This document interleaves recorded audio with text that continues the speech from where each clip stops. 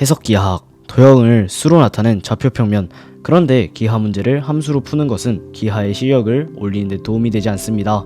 예를 들자면 닮음을 이용해서 풀어야 되는 문제를 그냥 딸깍하고 풀어내면은 기하의 실력이 전혀 상승하지 않을 것입니다.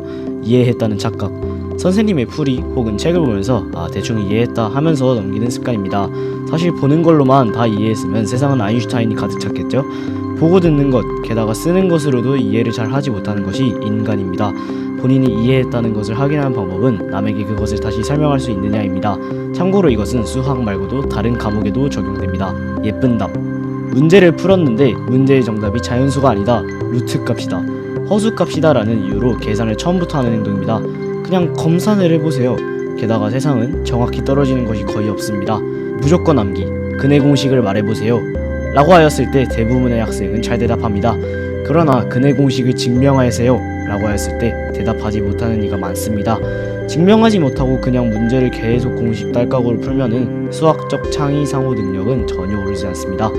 명심하세요. 수학을 배우는 이유는 사고력과 판단력을 올리기 위함입니다. 근거 없는 가정. 어려운 문제가 있을 때 사실 각도 하나만 더 주어져도 굉장히 쉬운 문제가 될 수 있습니다.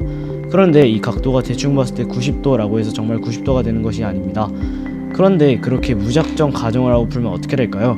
문제의 정답은 맞을 수도 있습니다. 다른 방식으로 90도인 것을 증명할 수 있는 문제였겠죠. 그러나 그 각도 하나를 못 구한다는 것은 나비 효과를 일으킬 수 있겠습니다. 당신의 중요한 시험 문제에서 그 각도를 구하는 방법을 몰라 틀릴 수도 있는 것입니다. 단, 근거 없는 가정과 근거 있는 가정은 다릅니다. 예를 들어 정수 문제에서 범위가 정해지면 하나씩 해보는 것도 좋은 풀이니까요. 양학. 양학은 양민학살의 줄임말로 게임이나 만화에서 뛰어난 능력을 가진 사람이 일반적인 다수를 압도하는 것을 말합니다. 등산에서의 풍경은 험난한 길을 걸어온 사람에게만 허락되듯이 수학에서 쉬운 문제를 1000문제 푸는 양학보다는 어려운 문제를 한 문제 푸는 것이 더욱 효과적입니다. 스킵.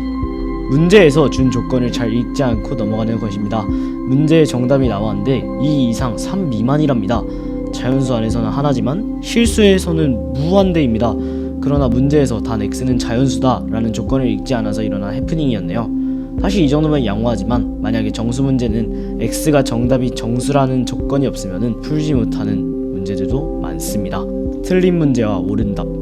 영하 이상한 나라 수학자에서 나온 문제입니다. 이 문제는 삼각형의 넓이를 구하라고 묻고 있습니다. 하지만 문제에 모순이 있습니다. 그냥 대충 봤을 때는 우리는 영화의 주인공인 한지우처럼 밑변 곱하기 높이 나누기 2 해서 30이라고 할 수 있겠지만 이 문제는 애초에 모순입니다. 틀린 문제에서 옳은 답은 나올 수 없습니다. 내가 수학을 좋아하는 이유죠. 선생님, 작가, 의도가 무엇이든 틀린 문제에서 옳은 답은 나올 수 없습니다. 변명. 제가 예전에 한 영상에서 증명을 하지 않으면 문제 풀지 않는 사람을 보았습니다.